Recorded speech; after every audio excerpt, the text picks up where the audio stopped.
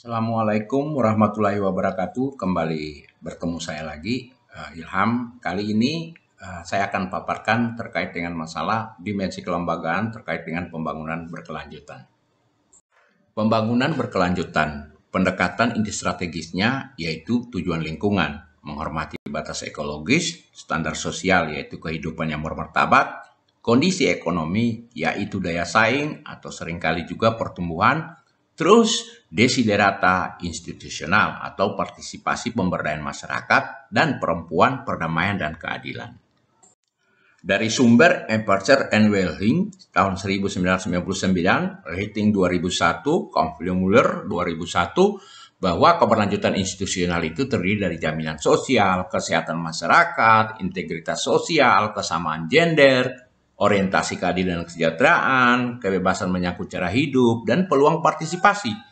Sementara keberlanjutan sosial itu yaitu memiliki keamanan material dasar, memenuhi kebutuhan, menikmati keamanan fisik dan psikologisnya, berpartisipasi dalam kegiatan sosial, manfaat dari pengaruh keutamaan gender, menikmati dan mempraktikkan solidaritas, mampu memilih cara kehidupan individu, serta menjadi aktif secara politik dan diberdayakan.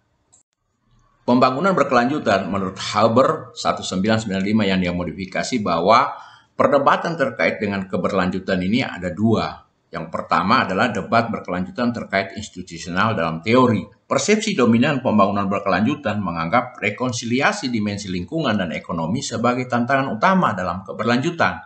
Nah, bagaimana dimensi sosial? Dimensi sosial ada populasi, pengetahuan, dan kesadaran. Dimensi kelembagaan ada orientasi nilai, kerangka kerja politik, dan administrasi. Nah, untuk mendapat satu tujuan yaitu hidup dan pola bekerja untuk mendapatkan kualitas hidup yang lebih baik. Itulah superstrukturnya. Bagaimana dengan ekonomi, lingkungan, tenaga kerja, dan teknologi dalam proses modernisasi berkelanjutan, itu adalah kunci semua dari proses tersebut. Debat yang kedua yaitu debat keberlanjutan terkait praktek dalam kelembagaan. Praktek pembangunan, pemahaman institusional yang biasa identik dengan organisasi, dan keberlanjutan mengikuti tradisi panjang dalam politik. Konsekuensinya, fokusnya adalah pada keberlanjutan lembaga tertentu. Wacana yang muncul yaitu wacana tingkat mikro, mengacu pada kapabilitas kelembagaan dan keberlanjutan keuangan. Hasilnya, semua jenis proyek dan organisasi pengembangan. Yang kedua, hasil swasembada lokal dan regional yaitu kapasitas kelembagaan organisasi non-pemerintah atau LSM, keberlanjutan keuangan dari manajemen kredit mikro. Terus yang ketiga, lembaga publik. Seperti sistem kesehatan berkelanjutan, layanan keuangan, serta lembaga lokal. Menuju indikator keberlanjutan institusional, ada 6 langkah. Yang pertama, identifikasi semua tujuan lembaga yang hadir. Yang kedua, kelembagaan diklarifikasikan menurut tujuannya. Yang ketiga, tujuannya dicek secara silang dengan indikator keberlanjutan yang ada. Yang keempat, indikator pelengkap dapat disarankan berdasarkan pengukuran keberlanjutan kelembagaan. Yang kelima, pengembangan indikator harus didasarkan pada hal implisit mengacu tujuan institusi dan institusional. Yang keenam, kelengkapan daftar tujuan diuji terhadap tujuan keberlanjutan yang disebutkan dalam konteks yang sama. Indikator kelembagaan ada beberapa. Yang pertama, desentralisasi dan akuntabilitas. Yang kedua, kebijakan publik dan pemberdayaan masyarakat sipil. Yang ketiga, pendidikan dan pelatihan. Yang keempat, gender. Yang kelima, hak asasi manusia. Sementara untuk indikator sosial adalah masalah kesehatan dan masalah ketenagakerjaan dan penghasilan. Untuk agenda tahun 2021, keberlanjutan itu indikatornya yaitu indikator kerentanan, indikator kesiapsiagaan bencana, dan indikator perdamaian.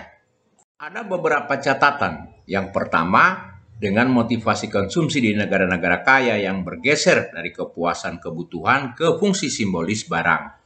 Yang kedua, bagaimana menggambarkan visi normatif dari keadaan yang diinginkan.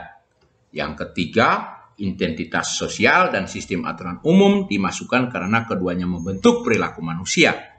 Yang keempat, dalam menangani pertanyaan ini, ekonomi gagal sepenuhnya. meskipun dapat mengekspresikan 4 dimensi sebagai persediaan modal. Yang kelima, kriteria lingkungan dan ekonomi dapat didefinisikan. Bagaimana pembangunan berkelanjutan di Indonesia saat ini? Ayo kita lihat slide selanjutnya. Struktur organisasi pembangunan berkelanjutan di Indonesia terdiri dari Dewan Pengarah, Koordinator Pelaksana, Tim Pelaksana, dibantu tim pakar, ada sekretariat, kemudian ada kelompok kerja 1, kelompok kerja 2, kelompok kerja 3, dan kelompok kerja 4. Untuk lebih lanjut, yuk kita tonton videonya. Apakah kamu tahu tentang pembangunan berkelanjutan? Pembangunan berkelanjutan membuat dunia menjadi lebih baik untuk semua tanpa merusak kesempatan generasi masa depan untuk terus membangun. Apa yang dibangun oleh pembangunan berkelanjutan?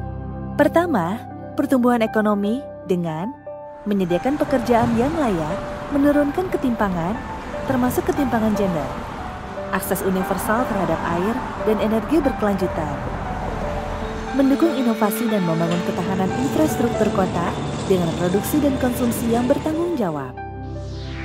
Kedua, kemajuan sosial dengan memberantas kemiskinan, menghapus kelaparan, menyediakan jaminan kesehatan bagi semua, mendorong pemberdayaan perempuan, dan mendukung pendidikan inklusif.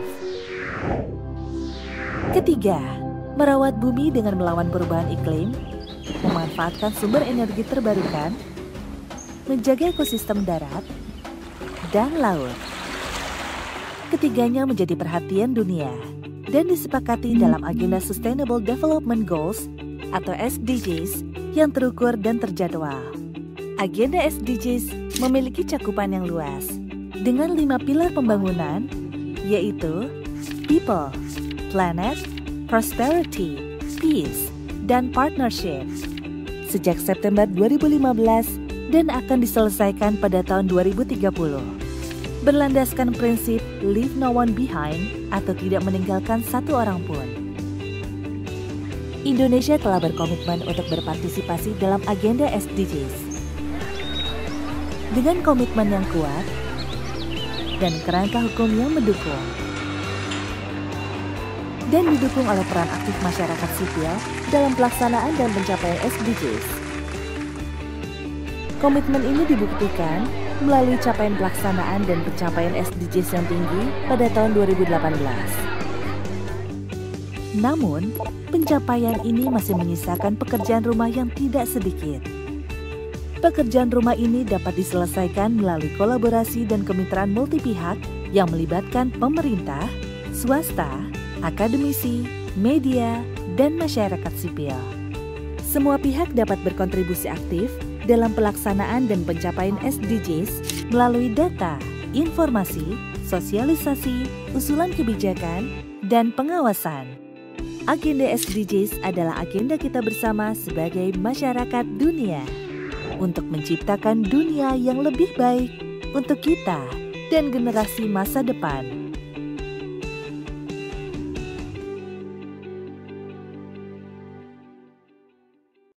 Sekian dan terima kasih. Sampai ketemu lagi pada paparan materi yang lainnya. Sampai jumpa. Wassalamualaikum warahmatullahi wabarakatuh.